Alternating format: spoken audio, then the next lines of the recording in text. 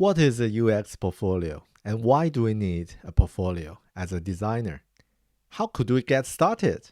Check these videos. I'll talk all these questions.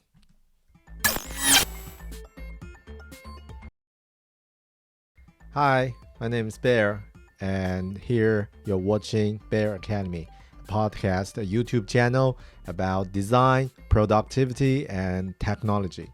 In this video, I would like to talk a little bit more about UX portfolio. So this video doesn't provide details of how to build a portfolio, but it will walk you through on the high level of why do we need it and what the information it provides for other people and what's the value of it, and also what will be the resources that we could use to create a portfolio and what are the things we need to think about before create a portfolio. Hope this will be some questions you want to figure out why. So let's get started. So why do we need portfolio? I think the most important thing for the portfolio is to make it clear of how we can show our work. And as a designer, our value is hugely be measured by our experience. And how can we show our experience? Just talk to your previous project or the previous cases you've worked on. It's a good way that people can understand, yes, this is what he can do and what he did. So it could be something he can do in the future for me. So yeah, show your work. This is something as a basic level of the value of a portfolio. But actually, what things are more important is to use your portfolio, especially your case study. Sorry, it seems quite blur, but I hope you can see it. Is you use your case study to show your design decisions and the design process, especially your thinking process of making those decisions during the process. What is your rational thoughts around those decisions? Because it can show to your hiring managers that if you as a designer work with me and what he will do in the similar or in different scenarios. So it will help them to decide if he or she going to hire you, going to recruit you as part of the team. So yeah, it's to show your design thinking process. So which could be a good point for the next one, like it's guide to you. The next thing I want to mention for the design portfolio is always talk about the context.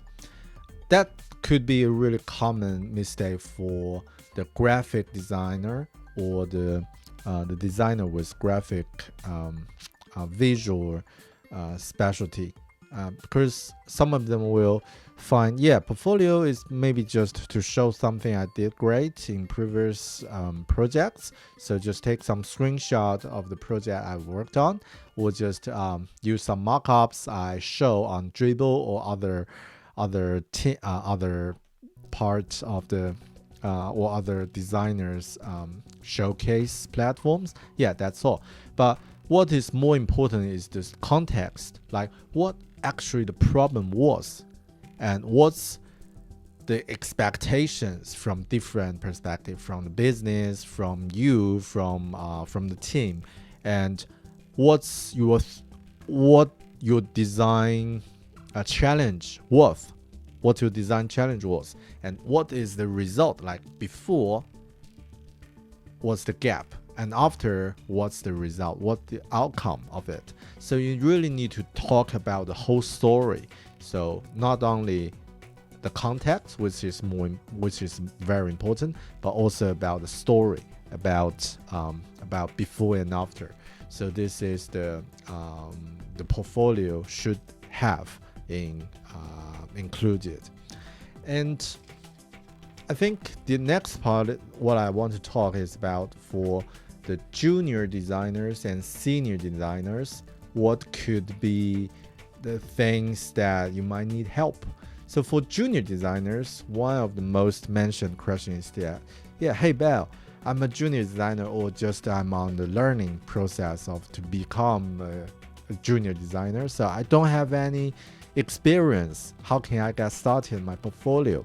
I think it's really depends, but in general, as a junior designer, you can try to look for internship, or you can find some volunteering work to do things for free to give you some experience, which you can use for your portfolio.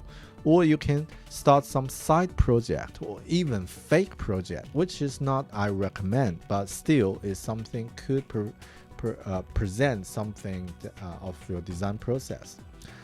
And for the senior designers, the problem will be, yeah, my portfolio is outdated and I haven't updated any new recent project I worked on.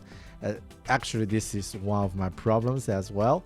So I think the reason for the senior design, it's not that I'm saying I'm a senior designer, but still this is one of my problems. My portfolio website is outdated and haven't been updated a lot. I think the major reason for this one is senior designers don't have that much of time to update their portfolio, and also excuse me, and also senior designers, if they're going to find a new job or other job opportunities, is more by referral, and they already have the experience, so they don't need to show the portfolio at first. But it's always necessary for them to walk through a case study for the recruiters or for the hiring managers, for the potential hiring managers to get a job. So I think for senior designers, my suggestion would be like at least take 1 or 2 case studies, update every year. So it could be like solid whole projects of the things you worked on and your solution. And also senior designer need to think about the NDA, which is the confidential agreement for if you work for a company, probably you cannot share the details of the project you worked on, especially when the feature haven't been launched. So it could be a little bit tricky, but always get things ready would be good. And also another suggestion for senior designers is to always keep the work in progress files ready, and don't I think it's good to take notes and keep a record of all the things, especially the work in progress files, and some screenshots of the Zoom meetings or your notes or anything else. So later, if you want to write a case study, you don't need to squeeze out from your memory and what did I do, and keep asking you that questions. If you keep all the things in Notion or some tools that you are using, yeah, it will be much easier.